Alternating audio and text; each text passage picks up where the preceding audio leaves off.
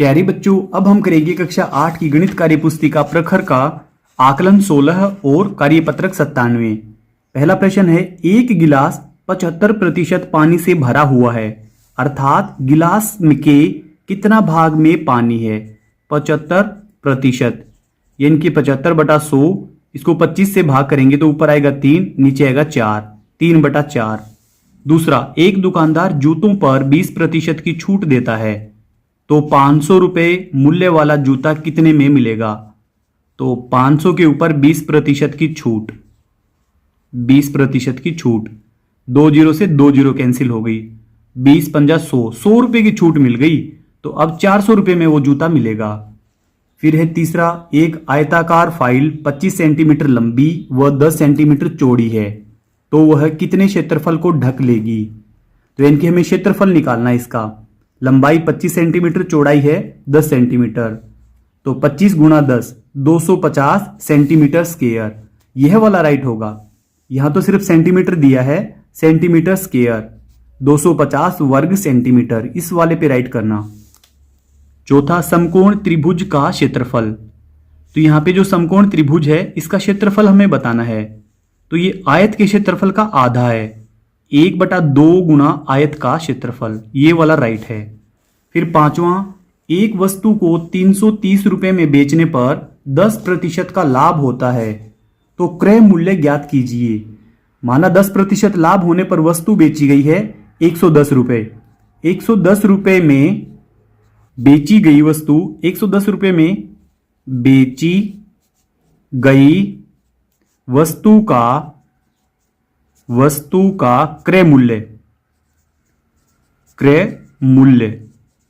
तो ये हुआ 100 रुपए। लाभ लेकर के वो बेची गई है 110 रुपए में। अगर वो 1 रुपए में बेची गई है, कोई वस्तु 1 रुपए में बेची गई है, तो उसका क्रय मूल्य रहा होगा 100/110।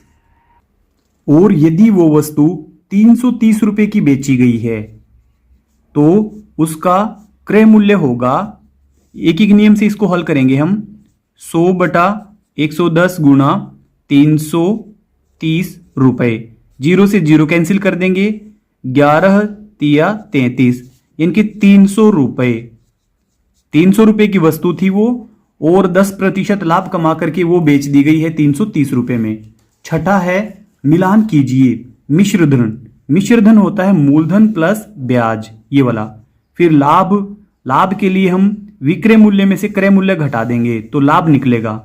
फिर है साधारण ब्याज, इसका फॉर्मूला होता है मूलधन गुणा दर गुणा समय बटा 100। फिर हानि कैसे निकलेगी? क्रय मूल्य में से हम विक्रय मूल्य घटा देंगे। प्रश्न नंबर 7 है, यदि 5000 रुपए के मूलधन पर 2 वर्ष बाद सुनील 200 रुपए साधारण ब्याज देता है, तो ब्याज की दर प्रतिशत ज्ञात कीजिए। तो ब्याज का फॉर्मूला होता है साधारण ब्याज बराबर होता है मूलधन गुणा दर गुणा समय बटा 100, ये होता है साधारण ब्याज का फॉर्मूला। तो आइए हम इसके हिसाब से हल कर लेते हैं। साधारण ब्याज हमें पहले से ही बता दिया कि 200 रुपए दिया है। अब मूलधन है यहाँ पे 5000 रुपए, दर हमें बतानी है, और समय यहाँ पे है 2 वर्ष बाद, समय है 2 और नीचे आएगा 100। अब हम यहाँ पे सिर्फ दर को रखेंगे, यहाँ पे रखेंगे, बाकी सभी को इधर भेज देंगे। 200, अब ये नीचे 100 दर के साथ में भाग में है, तो यहाँ पे आके गुणा में होगा, और यहाँ पे जो मूलधन है वो दर के साथ में गुणा में है, तो यहाँ पे आके होगा भाग में, और फिर समय यहाँ पे 2, ये भी भाग में होगा। अब 2 जीरो से 2 जीरो कैंसिल, अब इस जीरो से ये वाली जीरो कैंसिल, 5 से हम इसको कैंसिल करेंगे तो ये आएगा 4। अब 2 से हम 4 को भाग करेंगे तो आएगा 2, तो ये आया है 2% वार्षिक, 2% वार्षिक। प्रश्न नंबर 8 में है, रिक्त स्थानों की पूर्ति कीजिए। आधार 15 सेंटीमीटर, त्रिभुज का क्षेत्रफल 87 वर्ग सेंटीमीटर, ऊंचाई हमें बतानी है। तो त्रिभुज का क्षेत्रफल होता है 1/2 गुना आधार गुना ऊंचाई। ऊंचाई तो हमें इसमें निकालनी है, आधार है 15, ऊंचाई ये हमें निकालना है इसमें। तो ये बराबर है 87 वर्ग सेंटीमीटर के। तो ऊंचाई को हम यहां पे रख लेंगे और बाकी को हम दूसरी तरफ भेज देंगे। 87 अब यहाँ पे ऊंचाई के साथ गुणा में है, यहाँ पे आके होगा भाग में। यह है 1/2 तो ये होगा 2/1। तो 7 दूनी 14 हासिल 1, 8 दूनी 16 और 1 17, 174/15। तो 174 को हम 15 से भाग करेंगे, 174 को 15 से भाग करेंगे।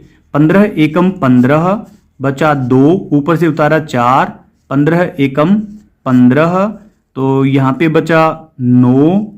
अब दशमलव लगाएंगे, ऊपर से उतारी दशमलव के बाद में 0 तो 15 छिके 90 तो 11.6, 11.6। फिर अगला है, यहां पे हमें आधार बताना है। ऊंचाई पहले से बता रखी है और त्रिभुज का क्षेत्रफल भी हमें बता रखा है। तो उसी प्रकार से 1/2 गुना आधार गुना ऊंचाई, ऊंचाई इसमें पहले से बता रखी है 31.4 और 1256 वर्ग सेंटीमीटर। अब हम सिर्फ आधार को यहां पे रखेंगे, बाकी को हम दूसरी तरफ भेज देंगे।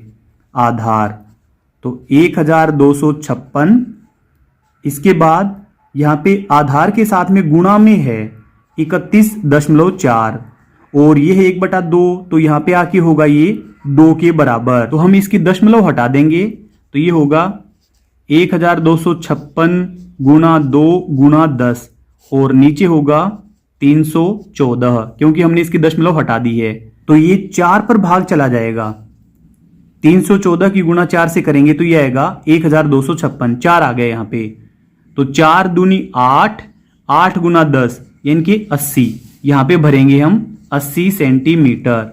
फिर लास्ट वाला है, यहां पे बता रखा है आधार 22 सेंटीमीटर, इसमें हमें ऊंचाई बतानी है। उसी प्रकार से 1/2 गुना आधार है यहां पे 22 सेंटीमीटर और ऊंचाई ये हमें बताना है, ऊंचाई, और ये बराबर है 170.5 सेंटीमीटर स्क्वायर के। अब सिर्फ ऊंचाई को यहां पे रखेंगे, बाकी सभी संख्याओं को दूसरी तरफ भेज देंगे। 170.5 अब यहां पे 22 गुणा में था ऊंचाई के साथ में, यहां पे होगा भाग में और ये है 1/2 तो ये होगा 2। तो अब यहां पे इसकी गुणा कर लेते हैं हम। 5 दूनी 10, 10 की 0 हासिल 1 तो 2 गुना 0 0, एक हासिल वाला आ गया। अब 7 दूनी 14 हासिल 1, 2 एकम 2 और 1 3। यहां पे एक स्थान छोड़ के हमें दशमलव लगानी थी तो दशमलव यहां पे लगेगी। 341 को भाग करेंगे हम 22 से।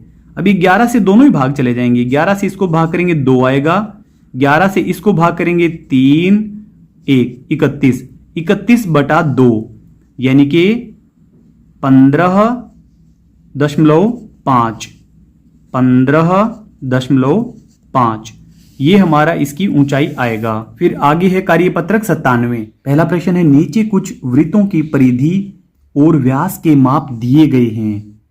परिधि एवं व्यास का अनुपात निकालते हुए तालिका की पूर्ति कीजिए। तो यहाँ पे परिधि बता रखी है, यहाँ पे व्यास, परिधि एवं व्यास का अनुपात। तो जैसे परिधि थी 44 और यहाँ पे व्यास है 14 तो यह होगा 44/14 बराबर 22/7 यानी कि 3.14 लगभग। फिर यहाँ पे परिधि बता रखी है 66, व्यास है 21 तो इसकी परिधि और व्यास का अनुपात हम देखेंगे 66/21। इसको हम 3 से भाग कर सकते हैं। 3 से भाग करेंगे तो ऊपर आएगा 22 और नीचे आएगा 7 तो वापस 22/7 हमें प्राप्त हो गया है तो 3.14 लगभग। फिर अगला 154 इसकी परिधि है और व्यास है 49 तो 154/49 ये इनका अनुपात है दोनों का। तो ये 7 से भाग चला जाएगा। 7 दूनी 14, 1 बचा, 7 दूनी 14, ये 22 प्राप्त हो गया है और इसको भी हम 7 से भाग करेंगे तो 7 प्राप्त होगा तो ये वापस से 3.14। फिर आगे है 22 और 7, ये तो पहले से ही बताया कि 22/7 है तो ये 3.14 के बराबर है लगभग। फिर प्रश्न नंबर 2, नीचे कुछ वृत्त दिए गए हैं, उनकी परिधि ज्ञात कीजिए। हमें इनकी परिधि ज्ञात करनी है। जैसे कि पहला था, यहाँ पे 14 सेंटीमीटर इसका व्यास था, त्रिज्या बनी इसकी आधी यानी कि 7 सेंटीमीटर। तो वृत्त की परिधि होगी 2 पाई आर। तो 2 गुना पाई, पाई यानी कि 22/7 गुना 7, तो इसकी निकली है वृत्त की परिधि 44 सेंटीमीटर। अब दूसरा हम करेंगे, यहां पे व्यास है 10 सेंटीमीटर, व्यास ये है 10 सेंटीमीटर। अब त्रिज्या, त्रिज्या तो इसकी आधी होगी, त्रिज्या 5 सेंटीमीटर। अब वृत्त की परिधि, वृत्त की परिधि, वृत्त की परिधि होती है 2 पाई आर। 2 अब पाई यानी कि 22/7 और आर है यहां पे 5, तो ये होगा 22 दूनी 44। 44 की गुणा 5 से करेंगे, 5 का 20 हासिल 2, 5 का 20 और 2 22, यानी कि 220/7। 220 को हम 7 से भाग दे देंगे, 220 को 7 से भाग देंगे, 7 तिये 21, तो 1 बचा, ऊपर से उतारा 0, तो 7 एकम 7। अब बचा 3 यहाँ पे। अब यहाँ पे कोई अंक नहीं है तो हम दशमलव चढ़ा देंगे यहाँ पे, तो यहाँ पे 0 उतार लेंगे। 4 7 चौके 28, अब बचा 2, फिर 0 लगा देंगे, 7 दूनी 14, तो बचा 6। इस प्रकार से 31.42, 31.42 सेंटीमीटर। अब इसका तीसरा भाग है, यहां पे बता रखा है, त्रिज्या ही बता रखी है हमें कि 4 सेंटीमीटर है, तो यहां पे त्रिज्या ये है 4 सेंटीमीटर।